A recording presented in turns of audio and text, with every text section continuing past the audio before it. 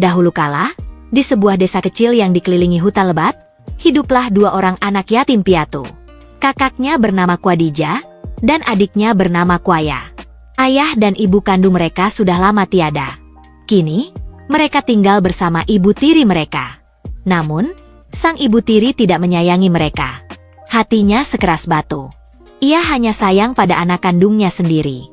Setiap hari, Khadijah dan Kuaya diperlakukan dengan tidak adil.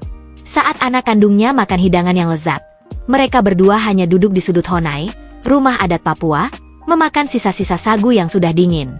Saat anak kandungnya dibelai dan dimanja, mereka berdua hanya mendapat omelan dan bentakan kasar. Khadijah, sebagai kakak, selalu berusaha tegar dan melindungi adiknya. Ia sering mengajak Kuaya bermain di tepi hutan, mencari buah-buahan untuk mengganjal perut. Ia selalu berbisik pada Kuaya, "Jangan menangis, Dik. Ayah dan ibu pasti melihat kita dari atas langit." Suatu sore, kesabaran mereka habis. Hujan turun sangat deras. Ibu tiri mereka marah besar karena kayu bakar yang mereka kumpulkan basah dan tidak bisa dipakai memasak. "Kalian ini anak pemalas. Tidak ada gunanya," bentaknya dengan suara yang sangat keras. "Pergi dari sini. Malam ini kalian tidak boleh makan dan tidak boleh tidur di dalam rumah." Hati kedua anak itu terasa sangat sakit.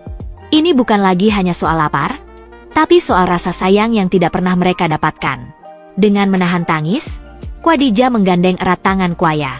Mereka mengambil noken, tas rajut khas Papua, mereka yang sudah usang dan isinya kosong.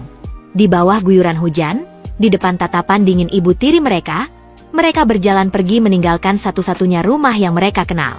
Mereka tidak tahu harus pergi kemana. Mereka hanya ingin lari sejauh mungkin dari semua rasa sakit itu. Mereka pun masuk ke dalam hutan lebat. Hutan itu gelap dan asing. Kaki-kaki kecil mereka terluka terkena akar-akar pohon. Mereka kedinginan, kelaparan, dan sangat ketakutan. Tapi mereka terus berjalan, semakin jauh masuk ke dalam hutan. Anehnya, bagi mereka, hutan yang menyeramkan ini terasa lebih aman daripada rumah mereka sendiri. Mereka berjalan berhari-hari, entah sudah berapa lama. Mereka hanya makan buah apa saja yang mereka temukan di hutan. Mereka tidur di bawah pohon besar beralaskan daun-daun kering.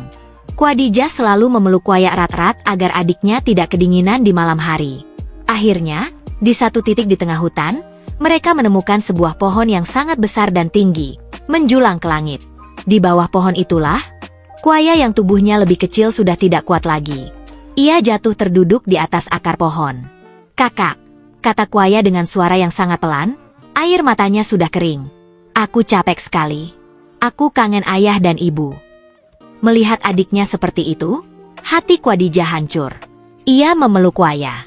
Ia sudah tidak tahu harus berbuat apa lagi. Ia menengadah ke atas, ke arah langit yang tertutup rimbunnya daun-daun. Lalu, Khadijah berdoa dengan segenap hatinya. "Wahai Tuhan yang Maha Baik, pencipta alam semesta, kami berdua sudah tidak kuat lagi.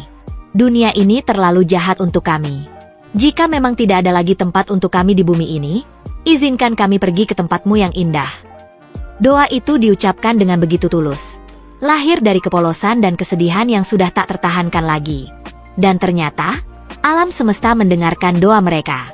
Seketika, sebuah keajaiban terjadi. Pohon besar tempat mereka bersandar seolah mengeluarkan cahaya yang lembut dan hangat. Perlahan, dari kaki Kuaya dan Khadijah, tumbuh bulu-bulu halus. Rasa lapar, lelah, dingin, dan sakit di hati mereka semua hilang. Tubuh mereka terasa sangat ringan. Tangan mereka yang kecil pelan-pelan merentang dan berubah menjadi sayap. Baju mereka yang robek-robek berubah menjadi bulu-bulu yang luar biasa indah. Warnanya macam-macam. Ada kuning keemasan seperti matahari, merah menyala seperti bunga, biru seperti langit, dan hijau seperti hutan. Tangisan sedih mereka pun berubah menjadi suara siulan yang sangat merdu dan riang. Khadijah dan Kuaya telah berubah wujud. Mereka bukan lagi dua anak manusia yang menderita, tapi telah menjadi dua ekor burung yang cantik luar biasa. Mereka mengepakkan sayap baru mereka. Mereka terbang dari satu dahan ke dahan lain, semakin tinggi, hingga akhirnya mereka berhasil menembus atap hutan dan terbang bebas di angkasa. Beberapa waktu kemudian, sang ibu tiri mungkin merasa kesepian di rumah, atau mungkin sedikit khawatir. Ia mencoba mencari mereka ke dalam hutan. Ia berjalan jauh hingga akhirnya sampai di pohon besar itu. Di sana, ia tidak menemukan siapa-siapa. Ia hanya melihat sebuah noken usang tergeletak di atas akar pohon. Tepat saat itu, 2 ekor burung yang sangat indah terbang melintas rendah di atas kepalanya. Burung itu bernyanyi dengan merdu seolah sedang bergembira. Sang ibu tiri menatap burung itu. Entah mengapa, ia teringat pada mata Khadijah dan Kuaya. Ia memanggil nama mereka, tapi kedua burung itu hanya terbang semakin tinggi, semakin jauh, lalu menghilang di balik awan. Nah, begitulah ceritanya. Masyarakat di Papua percaya bahwa burung cendrawasih, yang sering juga disebut sebagai burung surga itu, adalah jelmaan dari Khadijah dan Kuaya. Kisah mereka menjadi pelajaran abadi bagi kita, bahwa dari kesedihan yang paling dalam sekalipun, Tuhan bisa menciptakan keindahan yang tiada tara. Bulu-bulu indah mereka adalah pengingat bahwa kebaikan dan kepolosan hati akan selalu menemukan jalannya sendiri menuju kebahagiaan dan kebebasan.